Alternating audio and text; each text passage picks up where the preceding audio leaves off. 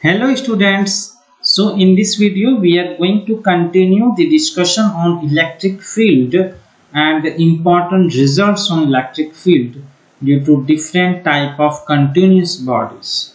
We have seen in the last class electric field due to a rod, which is a finite rod or an infinite rod.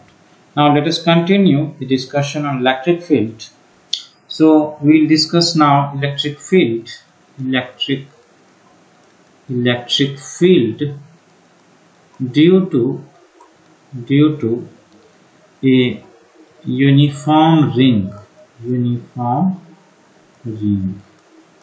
So consider a uniform ring, and let us say the ring is like this. Okay, this is a ring. Mass is distributed uniformly over the length of the ring. It's a very thin ring. It looks like a thick ring, but it is a thin ring here. Okay, and this is the axis of the ring. Consider that this is the axis. Now on this axis of the ring there is a point, let us say, and this point, let us say point P, at this point, which is at a distance of x from the center of the ring. The total mass of the ring is capital M and radius of the ring is capital R. Okay, so if you can calculate the field at this point, the calculation of field at this point can be done in this manner. E is equal to, the field is equal to G M X divided by x square plus r square power 3 by 2. Okay, this is the field formula, and of course field is attractive only, so the field is in this direction. So any particle will, when you keep at this point, it will experience a force in this direction of the field, right? Okay, that's the formula. Now what will be the field at the center? So at the center x is equal to 0. So field is going to be 0. Whenever field is 0, that is called null point. So this is null point.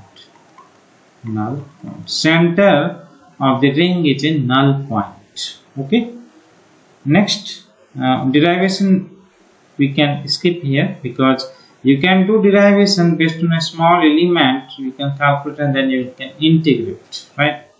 But let us just skip it here right now. Okay, here what you can understand, there can be questions like, for example, they may ask the oscillation happening. So if you release a mass here at this point, okay, this mass will get attracted towards the center and will go. As it is going toward the center, its speed will increase, right?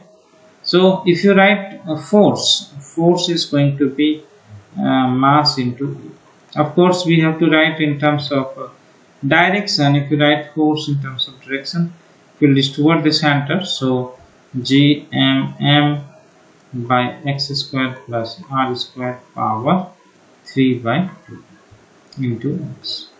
So clearly we can see that force is proportional to, not exactly proportional to minus x, but force is going to be, suppose if x is positive, okay, x is positive, force is going to be negative, and x is negative, force is going to be positive. So this is oscillation. So if you release the mass, there will be oscillation, right? There will be oscillation. But what is going to happen when you consider SHM? Is it simple harmonic motion or not? So definitely it is not a simple harmonic motion, because for SHM force must be proportional to minus of x. But here force is not proportional to minus of x, because in the denominator also there are x terms, right? So for SHM, this here it is not SHM. Here it is oscillatory, but not SHM. Can it become SHM in certain condition? Yes. If you consider very small distance, okay, for x very small, very small. If x is very small, you can consider force to be minus gm x, and denominator x can be neglected. X is small means x is very small as compared to radius. Okay, so in the denominator we can neglect x square, right, with respect to radius square. So we can say that it will be r cubed.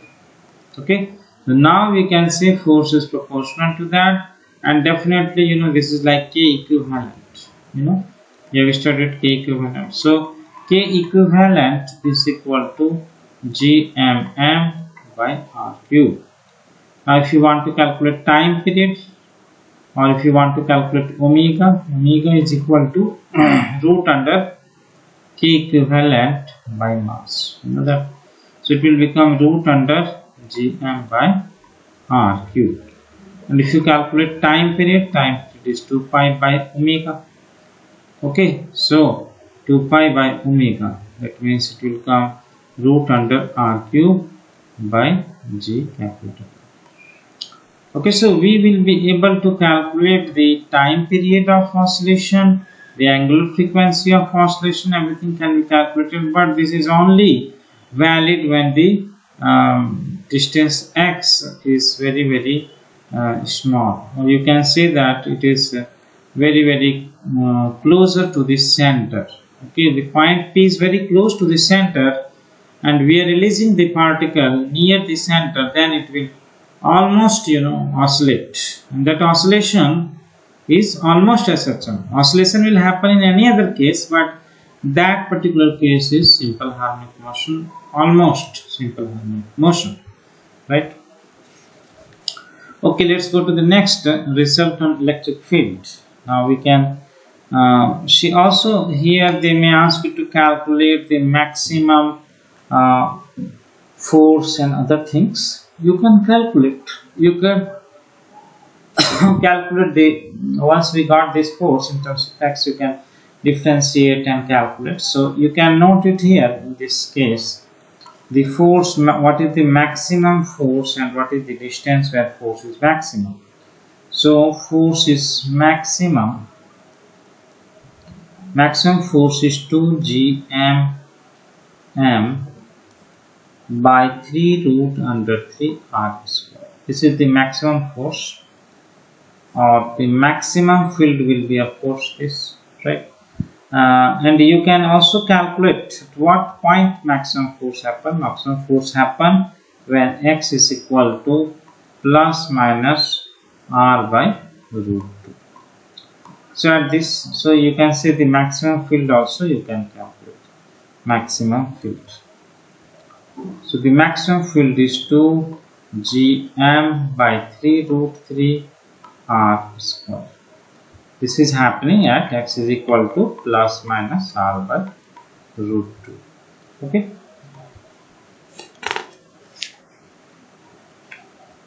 Okay, let us move to the next. Next we can consider the field due to a ring. Due to a circular disk. So this gravitational field, it's not electric field, okay, this is gravitational field. Actually exactly similar thing happens in the electric field also. Gravitational field.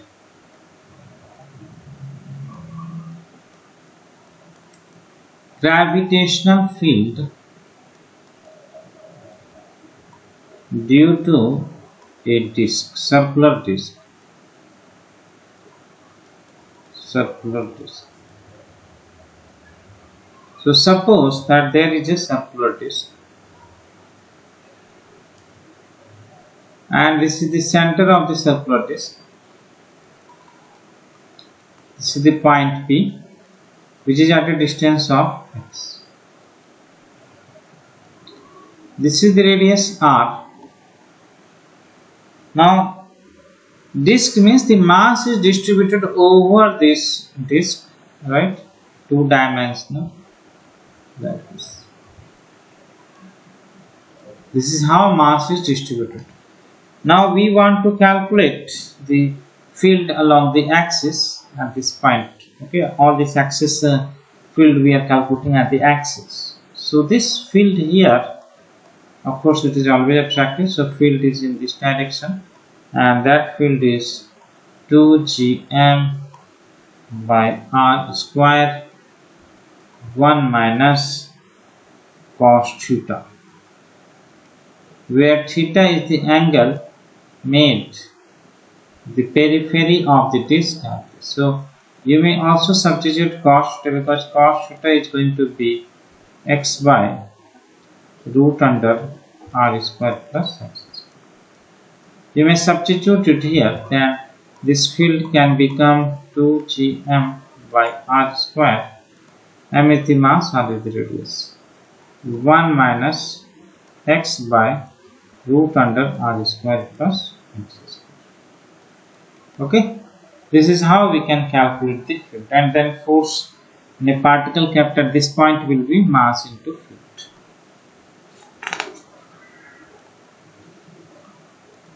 Okay, next, gravitational field. Gravitational field due to hollow sphere. Due to hollow sphere. Hollow sphere. So consider that there is a hollow sphere.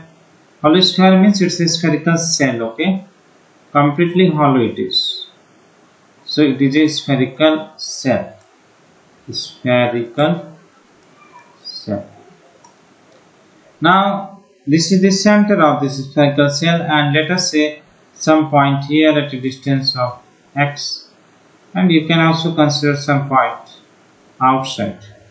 So you can take x less than radius, because r is the radius of this sphere, and you can consider x greater than r, and you can also consider x equal to r. So three cases can be there. One is inside, outside, and on this sphere. So what is the field? So field for inside point, we should know that field is going to be 0. Okay, field is going to be 0. For outside point, field is same as gm by r square or x square.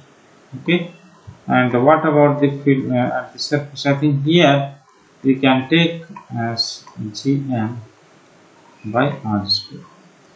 Okay, so if you draw the graph of field versus the distance, field E versus x from the center, and this is the radius r, so up to this field is going to be 0, right? After that field goes like this, isn't it? So it is a discontinuity. There is a discontinuity at x is equal to r. At the surface there is a discontinuity, right? And we can say it is continuous from right hand side, because at this point at the surface and just right hand side it is following the same formula, but left side the value is 0. So it is continuous from right hand side, from right hand continuity you can say, but basically it is a discontinuous. Okay, discontinuous at x equal to r. Continuity doesn't exist. Continuity is only from right hand side. Okay, then let's go to the next. Field due to gravitational field due to solid sphere. If we have a solid sphere instead of a hollow sphere, let us say that we have a solid sphere.